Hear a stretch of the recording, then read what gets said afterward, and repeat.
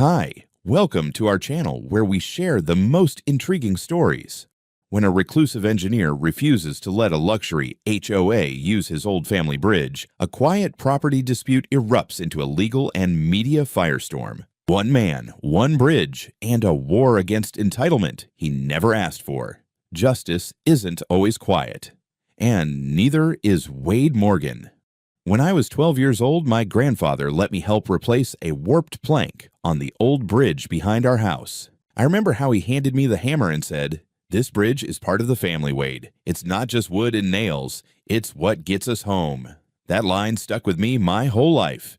Now, 40 years later, I'm the one maintaining that same bridge. I know every creak, every knot in the grain. It may not look like much to outsiders, but that old bridge has carried generations of Morgans across the ravine, and it still does its job, at least when people don't try to break it. I live on 80 acres of woodland in Tennessee, hills, dense trees, and a ravine deep enough to swallow a small truck. My house sits tucked away past that ravine, and the only way in or out, unless you have a helicopter, is over that bridge. Built by my grandfather in the late 70s, it's a timber structure with reinforced beams and a hand-built charm you can't find in modern construction. But it wasn't made for the 21st century's obsession with oversized SUVs and delivery trucks. It's rated for small passenger vehicles, no more than 2 tons. And frankly, that's pushing it. I'm retired now. Used to work as a structural engineer for county infrastructure, but these days I spend most of my time on the land, fixing fences, cutting brush, inspecting that bridge every few weeks just to make sure no rot is creeping in. Peaceful life. Until the development started. About 3 years ago, the hills next to my property were cleared for a new luxury subdivision, Hilltop Manor. Fancy name for a bunch of identical houses built way too close together. They advertised exclusive community living and elevated access to nature, which I guess meant let's slap a bunch of stucco boxes next to someone else's trees and pretend it's wilderness. The subdivision came with its own HOA, of course, Hilltop Manor Property Association, and at the head of that HOA was a woman named Karen Price. Now, Karen was the sort of person who wore tailored yoga pants like a military uniform. Always marching somewhere, clipboard or tablet in hand, issuing orders like she ran a Fortune 500 company. I didn't have any interaction with her until a little over a year ago when she showed up at my gate, smiling that forced, over-white smile that said she was about to try something audacious and wanted you to like her while she did it.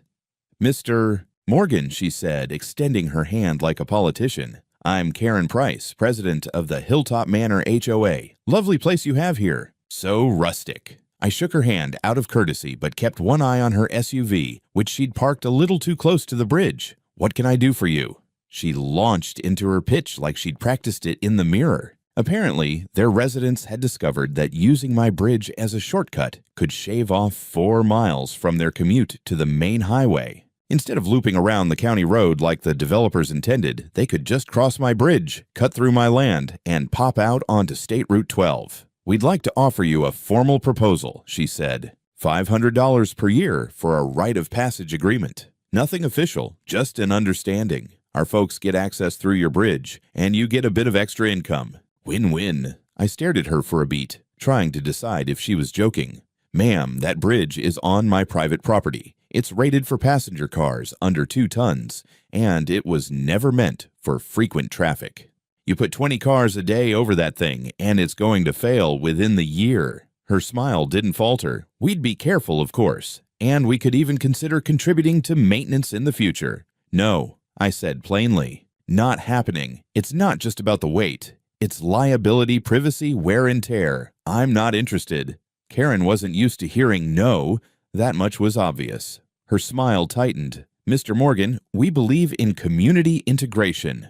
This is about efficiency, about shared access, about—" I cut her off. "About you wanting to save yourself and your neighbors a few minutes at my expense. I'll say it again. The answer is no." She left that day with a polite nod and a strained goodbye, but I wasn't taking chances. The next day, I drafted a formal letter through my attorney, Mark Delaney. It stated in plain terms the bridge was private property rated for under 2 tons, not a public road, not for use by residents or contractors of Hilltop Manor. Any use without permission would be considered trespassing. Liability for damages would rest entirely with the violators. A copy was sent to Karen, certified mail, with return receipt requested. Another went to the county sheriff's office just to be safe. Mark called me after they signed for it. "Think that's the end of it?" he asked. I looked out the window toward the tree line where the bridge sat, quiet and still. "I'd like to think so," I said. I should have known better. It started small, a bit of gravel where there shouldn't be any. Faint tire marks on the bridge planks. I figured maybe a delivery driver had gotten turned around, saw my private drive, and decided to risk it. It wasn't unheard of, though it always ticked me off.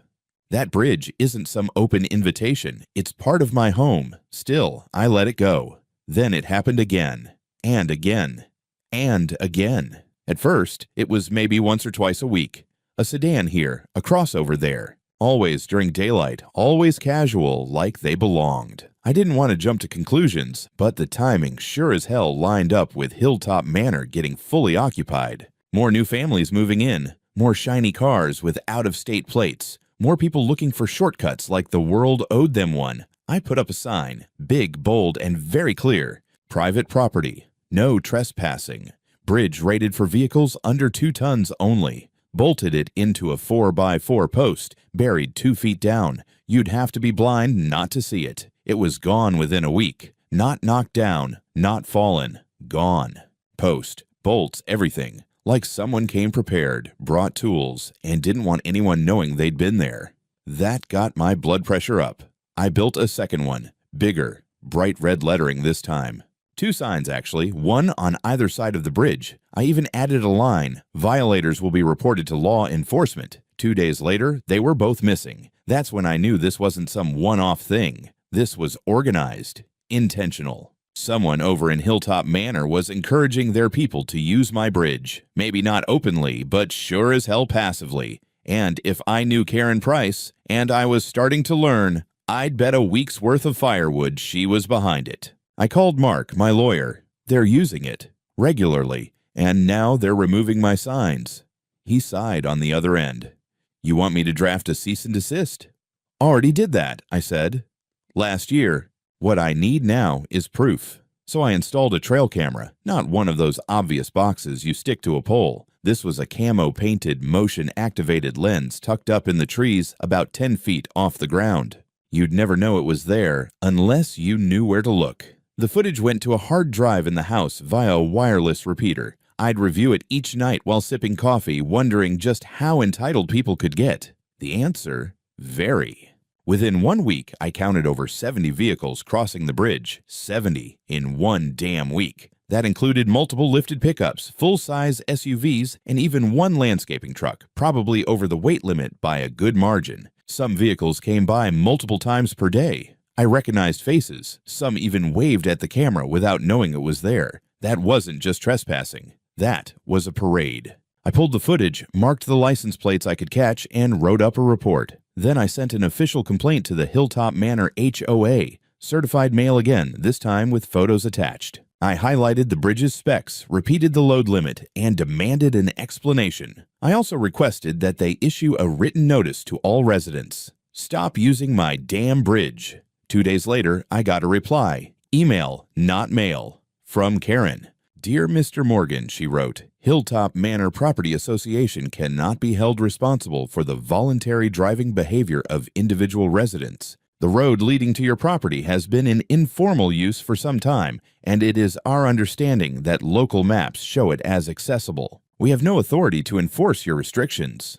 I read it twice, then laughed so hard I nearly choked on my coffee. Informal use? Local maps? That road is gravel, unmarked, gated at the front, and the bridge has been there since Disco was still alive. There was nothing public about any of it. But Karen was playing the classic HOA game. Pretend something has always been a certain way and hope nobody challenges it. So I challenged it. I wrote back, calm, professional, but firm. Your understanding is incorrect. The bridge and all land surrounding it are privately owned, maintained, and registered under my name. I have documented multiple instances of unauthorized use. Further violations will be considered trespassing, and I reserve the right to pursue legal remedies. Her reply? Silence. That same week, a new resident from Hilltop Manor had the audacity to slow roll past me while I was hauling brush near the road. He leaned out the window and said, "You know, you really ought to open that road up for everyone. Be neighborly."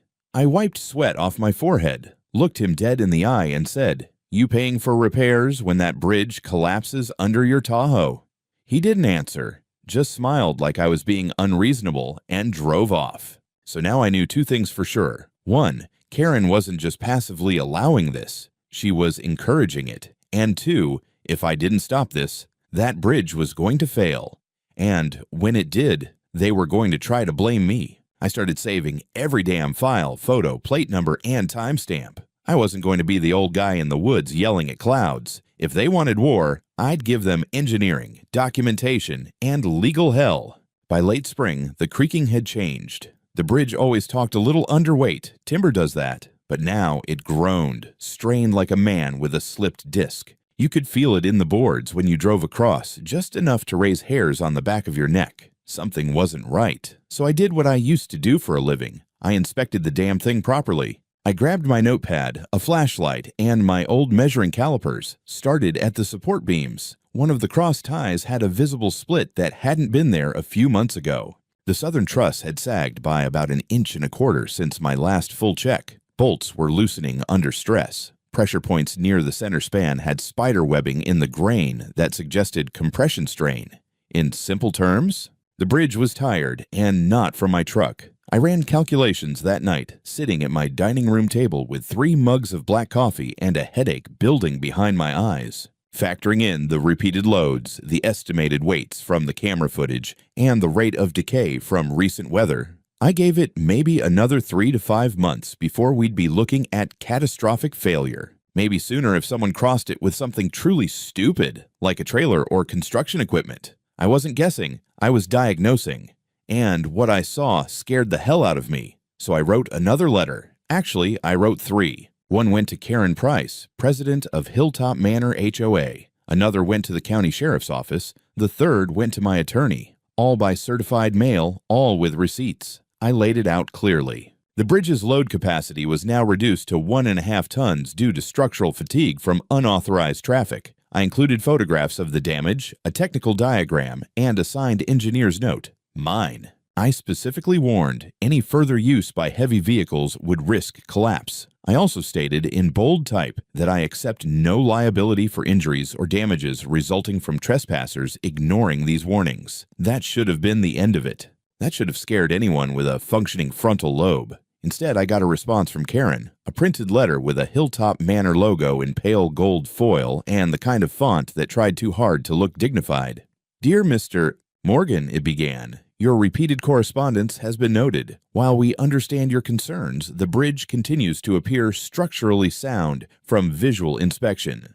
We urge you to avoid disseminating alarmist statements, which may unduly frighten residents. Please refrain from attempting to intimidate our community." Intimidate. That's what she thought I was doing, intimidating people. I read that line 3 times, each time feeling the anger tighten my jaw like a vice. Not once did she acknowledge the warnings. Not once did she mention the camera footage, the signs, the letters, the obvious trespassing. Just that the bridge looked fine.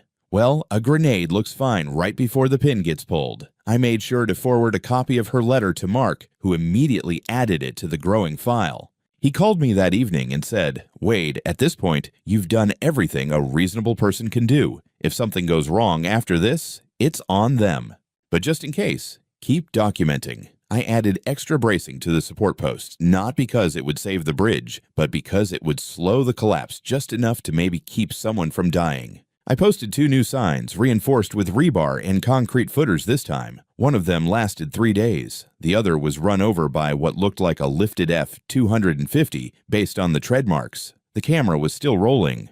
I had footage of the truck, the plates, the slow crawl over the bridge with zero hesitation. They weren't just ignoring me. They were daring me to stop them. And you know what? Part of me almost wanted it to break, just to prove a point. Just to wipe that smug, performative righteousness off Karen's face. But that's not who I am. I didn't want blood. I didn't want lawsuits. I just wanted to be left the hell alone, to have my land respected, to keep that damn bridge standing. It was like shouting into a void. No matter how loud I warned, no one on the other side seemed to care. But I knew something they didn't. I knew what came next. It happened on a Tuesday morning, about 2 weeks after the last warning letter. I remember the exact time, 8:32. I was out by the shed, sorting through a box of rusted nails and mismatched brackets, when I heard the rumble. Not the usual deep thump of a pickup or the lighter growl of a commuter sedan. No, this was different. Heavy, slow, like something you feel in your chest before you hear it in your ears. I stepped out, looked toward the ravine, and saw an excavator. A goddamn full-sized, tracked excavator rolling down the gravel path from Hilltop Manor, heading straight for my bridge. At first, my brain refused to process what I was seeing. 8 tons of steel and hydraulics crawling along like it owned the place. There was a man inside the cab, wearing a reflective vest, bouncing casually in his seat, like this was the most normal thing in the world. I shouted, loud, waved my arms like a lunatic. Stop, back up. Either he didn't hear me, or he didn't care. He kept going. The treads clanked onto the first planks, and the bridge groaned like it was trying to scream. I took off running. Too late. The sound of splintering wood tore through the air like a shotgun blast. Then came the crash, deep, sharp, and final. I reached the edge just in time to see the bridge snap in half at the midpoint. The beams folded like wet matchsticks. The excavator's front end dipped, then the whole thing tipped forward and disappeared into the ravine with a deafening metallic howl. There was a moment of silence, then the screech of twisting steel and a cloud of dust. I scrambled down the slope as fast as I could without breaking my own damn leg. The cab had landed tilted, half crushed, wedged against a boulder. The driver was conscious, bleeding from the temple, his leg trapped. He looked at me like a man who'd just seen God shake his head. I called 911 and stayed with him until paramedics arrived. He kept saying one thing over and over. She told me it was safe. She told me it was fine. The sheriff showed up not long after the ambulance. I gave my statement, handed over copies of the letters, the camera footage, everything. He didn't say much, just nodded grimly and took notes. Said they'd get statements from the HOA. By noon, the place was swarming with responders, fire department, tow trucks, even someone from the county safety board. They had to shut down part of the ravine road to extract the excavator. A news van from a local channel showed up by 2 in the afternoon. I saw Karen standing near their camera crew, dressed in a navy blue pantsuit, like she was at a fundraiser, not a crash site. She spoke into the mic with practiced calm. This is an unfortunate incident. We were not aware of any immediate danger associated with the bridge. It appears the structure failed unexpectedly. Hilltop Manor HOA is cooperating fully with the investigation. I didn't say a word, just stood across the clearing, arms crossed, watching her lie with all the grace of a pageant queen. No shame, no acknowledgement, not even a glance in my direction. When the crew asked if I had a statement, I handed them a printed copy of my original warning letter, dated, signed, certified, and ignored. Later that evening, I walked back down to the ravine alone. What used to be a bridge was now a pile of splinters, twisted rebar, and snapped beams. The rails were gone. The center span had completely collapsed. The excavator had been dragged out already, but the ground still bore deep scars where it hit. I knelt beside one of the main support timbers. Oak, thick as my thigh, split clean through like a snapped femur. I ran my hand over the brake. It wasn't rot. It wasn't time. It was force. Too much, too fast, too often. That bridge had stood for over 4 decades, my grandfather's work, my responsibility, and now it was gone. Not because of storms or age or time, but because someone couldn't be bothered to take no for an answer. I went back to the house, pulled out my files, and laid them all on the table. I knew what was coming next. I expected a fight. I'd been preparing for it since the first tire mark showed up on that bridge. What I didn't expect, what no sane man could expect, was the level of sheer jaw-dropping audacity that landed in my mailbox the following week. It came in a heavy white envelope, delivered by a courier who didn't even make eye contact as he handed it over. "For Mr. Wade Morgan," he muttered, already walking back to his truck. Inside, a thick stack of legal documents printed on heavy stock paper with the kind of letterhead that screamed money. At the top of the first page, in bold, notice of civil action. And right below that, plaintiff, Hilltop Manor Property Association, defendant, Wade L. Morgan. I read through it twice, sitting at the kitchen table in my work boots, with a mug of coffee going cold in my hand. Then I burst out laughing. Not a joyful laugh, not even bitter, just the kind of half-mad chuckle you let out when reality finally snaps the last wire in your brain. They were suing me for $650,000. I read the claims aloud just to hear how ridiculous they sounded. $180,000 for damages to contractor equipment, $200,000 in medical liability for injuries sustained by operator, $150,000 for delays to critical community infrastructure, and, this was the cherry, $120,000 for emotional damages to residents who have lost access to a trusted and efficient commute path. I had to put the letter down before I crushed it in my fists. According to the suit, the bridge had been functionally adopted into community use, and I had knowingly allowed continued access despite awareness of degradation. It accused me of maintaining an attractive but hazardous structure and failing to warn of impending collapse. I didn't know whether to scream or puke. They were painting me as the villain, me, the guy who'd sent 3 separate certified warnings, who'd posted signs, who'd installed cameras, who'd told them in plain English that the bridge wasn't safe. I called Mark. He showed up 40 minutes later with a six-pack and a fire in his eyes. "This is a stunt," he said, flipping through the documents like they were filthy rags. "A desperate one, but clever. They're hoping to shift blame fast and loud. If they control the narrative, it doesn't matter that they're wrong, only that they're first." "I'm not paying a dime," I said. "Good," he replied, "because you're not going to." We spent the rest of the afternoon cataloging everything. All the letters, all the video files, time-stamped logs, maintenance records going back 10 years. I even dug out the inspection notes from my last structural review, complete with annotated photographs of sagging beams and cracking joists. Every piece of evidence that said, "I told them." They didn't listen. Then Mark did something I wasn't expecting. He brought in a private investigator, a sharp-eyed woman named Terry with a voice like sandpaper and a knack for digging into HOA board meetings. Within a day, she found something golden, an email leaked by a former board member who'd grown tired of Karen's antics. Dated 2 weeks before the collapse. In it, Karen writes to the Hilltop board, "Mr. Morgan continues to exaggerate the bridge issue. We've been using it for months with no incident. The contractor has been advised to use that route to save time and money. I've told him it's structurally sound." Mark read the line twice, then leaned back in his chair and smiled like a wolf seeing a wounded deer. She's toast. That's when we decided to counterattack. We filed a counterclaim in response, $380,000 in damages, $85,000 for the complete destruction of a historically significant private structure, $200,000 for unauthorized usage of private property over the past year, $95,000 for emotional distress and loss of peaceful enjoyment of land. We made it personal, too. We named Karen Price directly in the filing, cited her email, her public dismissal of my warnings, her on-camera statement that the bridge appeared fine. Every time she opened her mouth, she dug the hole deeper, and I plan to hand her a damn shovel. A week later, Karen sent her own statement to local news. It was pure spin.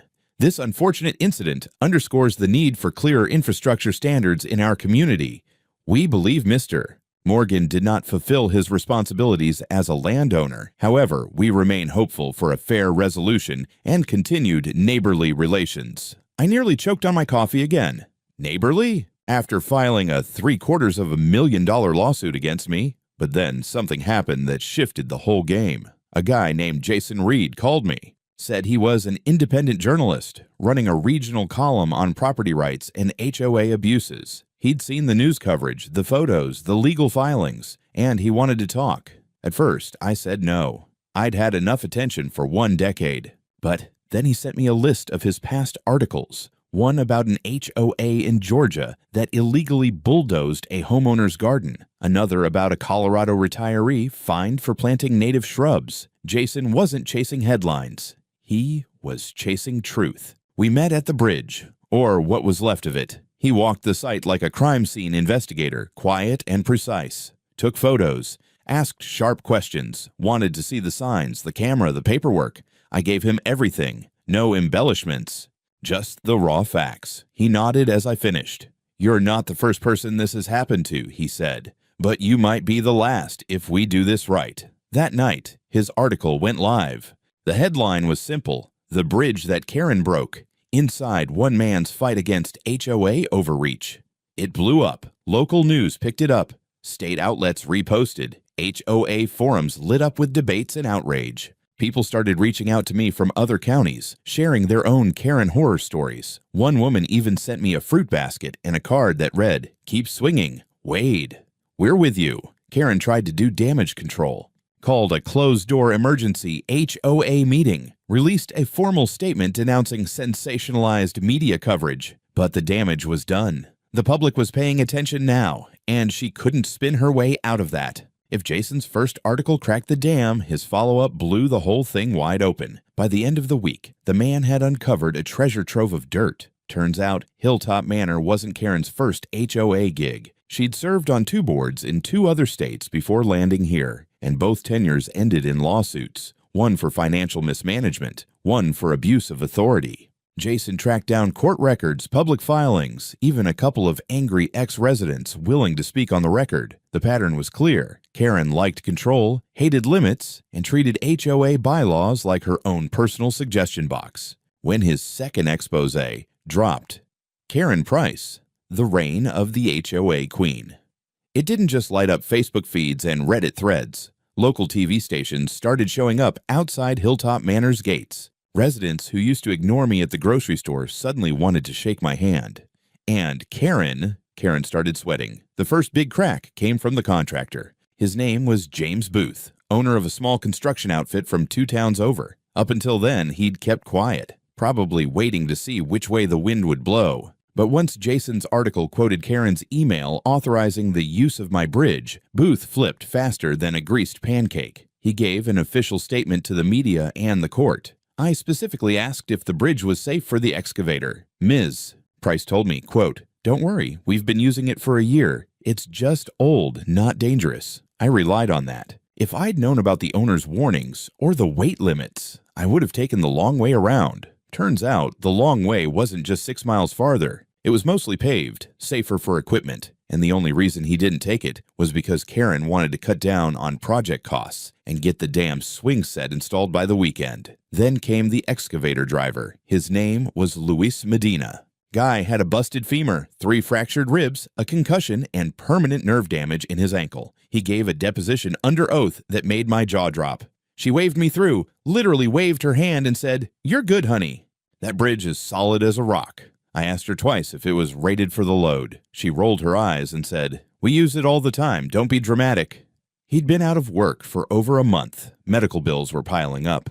And now, with the lawsuit against me falling apart, Luis filed his own, not against me, but against the HOA and Karen personally. $500,000 in damages for negligence, endangerment, and reckless disregard for safety. Mark smiled when he read the complaint. "Welcome to the Karen collapse. You know what they say, rats don't just abandon sinking ships. Sometimes they gnaw each other's throats on the way down." I didn't think it could get more absurd. Then the insurance company chimed in. Karen had filed a claim with Hilltop Manor's liability policy to cover the damages, the broken excavator, the stalled construction, even her legal defense. But after reviewing the documents, footage, and my beautifully organized folder of "I told you so," they issued a formal denial. In their words, "This incident stems from gross negligence and willful disregard for repeated safety warnings. As such, coverage is void under Section 8 of the policy." Boom. No payout, no legal defense fund, just Karen and her board staring down the barrel of 3 lawsuits, a wrecked bridge, and no financial cushion. Then came the residents. At first, they rallied around her. Most folks just wanted their shortcut back, and Karen had sold them the idea that I was some cranky hermit trying to wall off the wilderness. But now, with the media circling, lawsuits stacking, and their HOA dues possibly being used to pay for her screw-ups, they turned. Someone leaked audio from an emergency HOA board meeting, Karen snapping at board members, accusing them of betrayal, threatening to fine people who questioned her judgment. It played on the local news the next evening, sandwiched between weather and a high school football story. Suddenly, Hilltop Manor wasn't just a subdivision, it was a spectacle. By the end of the month, 2 board members resigned. Residents petitioned to hold a vote of no confidence. A dozen homeowners filed a class action suit against the HOA for misuse of funds and damaging the reputation of the community. And through all of it, I stayed quiet. I didn't go on camera, didn't give interviews. When Jason called to ask for a comment on the fallout, I said, "Let the documents speak." But I watched. Oh, I watched. I watched as the woman who stood in my driveway, grinning like a sales rep at a timeshare convention, was now hounded by reporters outside her door. I watched as contractors refused to work with Hilltop Manor unless they paid in full, up front. I watched as Karen Price became a meme in online HOA forums, her face photoshopped onto a crumbling bridge with the caption, "It looked fine to me." And still, through it all, she didn't back down. Even after her own legal team begged her to settle, even after residents demanded her resignation, even after the sheriff's office opened an investigation into possible criminal negligence after reviewing Luis's medical report, she held on like a possum to a power line, shaking and screaming, but refusing to let go. And that, more than anything, told me she was going down. Because even the most stubborn tyrants forget one thing. Eventually, everyone else gets tired of holding the rope. The courthouse in Madison County isn't a glamorous place. Faded linoleum floors, vending machines from another century, and a parking lot full of folks who looked like they'd rather be anywhere else. But to me, it felt like a battlefield. Not the start of a war. No, that already happened. This was the final round. The last bell. I wasn't nervous. I was ready. Karen, on the other hand, looked like she was trying to cosplay a senator. Charcoal gray suit, stiff posture, lips pressed tight enough to seal Tupperware. Her lawyer was younger than I expected. Slick haircut, big words, that over-rehearsed courtroom charm that works better on juries than judges. Mark leaned over and whispered, "Watch this guy try to sell a Rolex in a pawn shop." I smirked. We weren't the only case on the docket that day, but the gallery was packed. Reporters, Hilltop Manor residents. Even Jason showed up, taking notes in the back like he was writing the final chapter of a book. A few people gave me nods of support. One old guy with a beard mouthed, "Get her," as I walked in. I didn't nod back. I just sat down, kept my mouth shut, and waited for the truth to do what truth does best, settle heavy on the guilty. The judge, a man named Reinhardt, looked like he'd seen it all and was unimpressed by most of it. He didn't smile, didn't joke, but when he opened his folder and started reading aloud, I realized something. He'd read every single one of my letters. He quoted them line by line, the certified notice from last year, the technical breakdown I'd sent about load capacity, the revised weight rating I'd calculated after inspecting the stress fractures, every warning I'd given, every red flag Karen had ignored. Mr. Morgan appears to have gone above and beyond what would be expected of a reasonable landowner, Judge Reinhardt said. The plaintiff, conversely, demonstrated a pattern of disregard, not only for property rights, but for explicit safety concerns communicated in writing with documentation. Karen's lawyer tried to shift blame. He called the bridge a hidden hazard, said I had a duty to maintain a structure adjacent to a growing community, claimed the HOA operated under the assumption of tacit permission because I hadn't physically blocked the road. That's when Mark stood up and calmly pulled out a thumb drive. "Your Honor, we'd like to enter video evidence," time-stamped footage of repeated trespassing over Mr. Morgan's bridge, including large vehicles despite clearly visible signs. We also have copies of those signs, replacement receipts, and photographs of where they were removed or destroyed. Then he played the footage. Silent clips of cars crossing, trucks, SUVs, the same ones, over and over. And then finally, the footage from the day of the collapse. The excavator pulling onto the bridge, the timbers bowing, the fatal break. The courtroom was dead silent. Karen's lawyer tried again, claimed no one could have reasonably predicted the collapse. That's when Mark delivered the knockout. He handed over a printed copy of Karen's internal HOA email, the one where she'd written, "We've been using it for months. It's just old, not dangerous. The contractor can take the shortcut." Judge Reinhardt looked at that email for a long time, then back at Karen. "Miss Price, did you or did you not override the contractor's safety concerns?" Her voice cracked on the first try. I believed it was safe, but you were explicitly told otherwise. I thought Mr. Morgan was exaggerating." He set the paper down slowly. "Ms. Price, your belief does not supersede written notice, expert testimony, and common sense." Then came the ruling. "The lawsuit against me? Dismissed, with prejudice." Judge Reinhardt didn't just toss it, he crushed it. In his summary, he said the HOA had acted recklessly, negligently, and with contempt for both private property and public safety. Then came the counterclaim ruling. The judge didn't blink.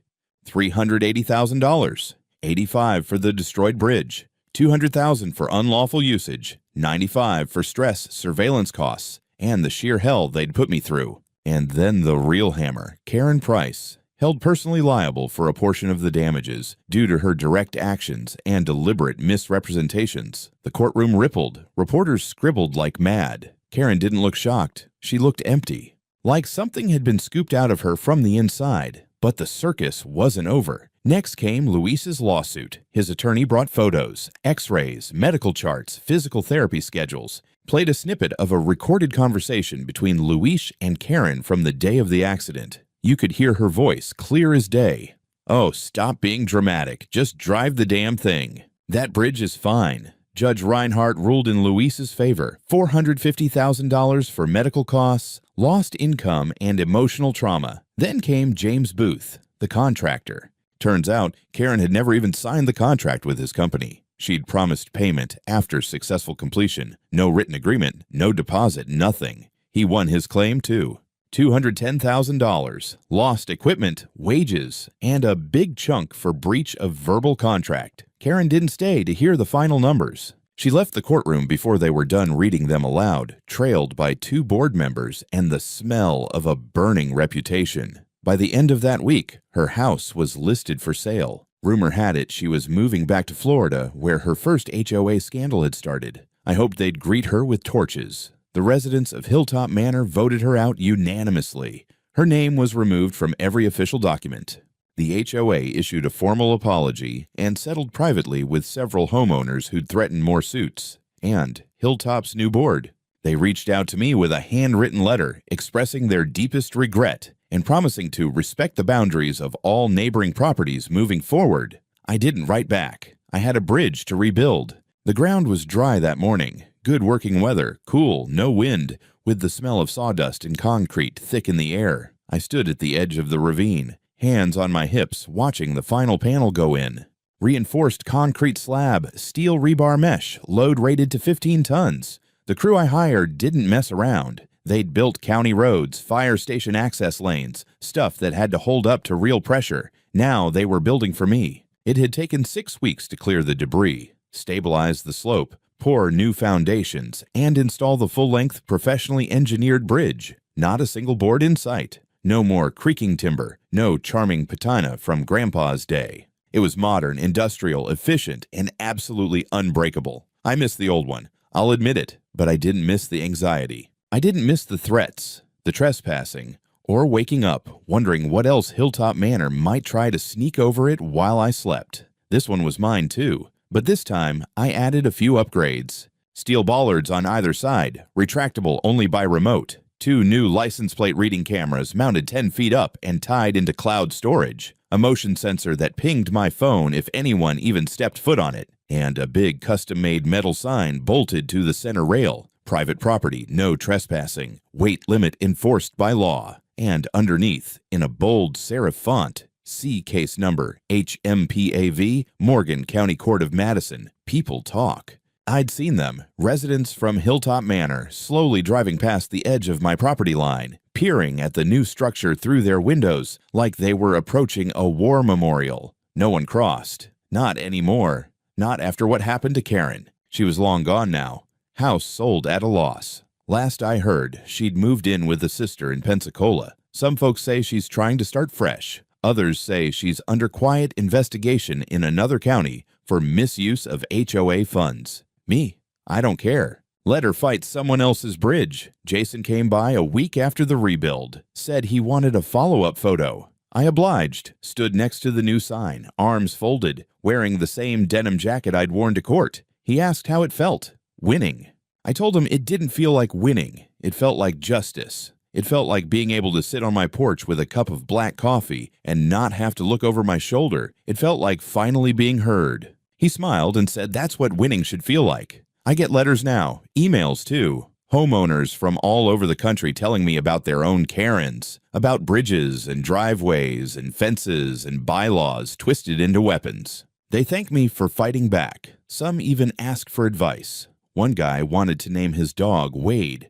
I told him to name it Boundary instead. More symbolic. Truth is, I didn't set out to make a statement. I just wanted what was mine to be left alone. My land, my bridge, my rules. But when someone pushes hard enough, long enough, thinking they can wear you down, sometimes the only answer is to push back harder and make damn sure the next person doesn't forget it.